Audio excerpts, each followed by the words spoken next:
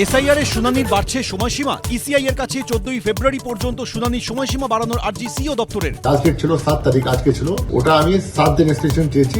SIR নথি হিসেবে গ্রাহ্য হবে পার্মানেন্ট রেসিডেন্সিয়াল সার্টিফিকেট, ডোমিসাইল সার্টিফিকেটও। ডিএম, এডিএম, এসডিওদের দেওয়া সার্টিফিকেটই গ্রহণ করা হবে, শুনানির শেষ লগ্নে জানালো কমিশন। এখনো পুরো পারিশ্রমিক পাননি বিএলও সহ আধিকারিকরা। ফান্ড রিলিজের আর্জি জানিয়ে মুখ্যমন্ত্রীকে চিঠি বিএলও ও ভোটকর্মী ঐক্যমঞ্চের। বাদুড়িয়ায় বিডিও অফিসে ঢুকে নির্বাচনী আধিকারিকদের হেনস্থা, ধাক্কাধাক্কি, ভিডিও ভাইরাল, অভিযোগ তৃণমূলের বিরুদ্ধে।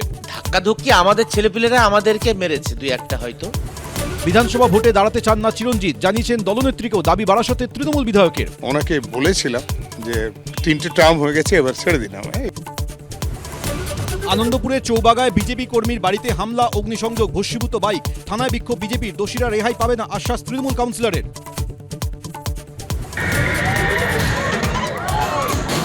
হরিয়ানার ফরিদাবাদে সুরজকুণ্ড মেলায় হাড়হিম কাণ্ড, চলন্ত নাগরদোলা ভেঙে মৃত এক, আহত আরও অন্তত 13 জন। ভারত আমেরিকা বাণিজ্য চুক্তির মধ্যেই ম্যাপ বিতর্ক, আমেরিকার প্রকাশ করা ম্যাপে পাক অধিকৃত কাশ্মীর ও আকসাই চীনকে দেখানো হলো ভারতের অংশ হিসেবে।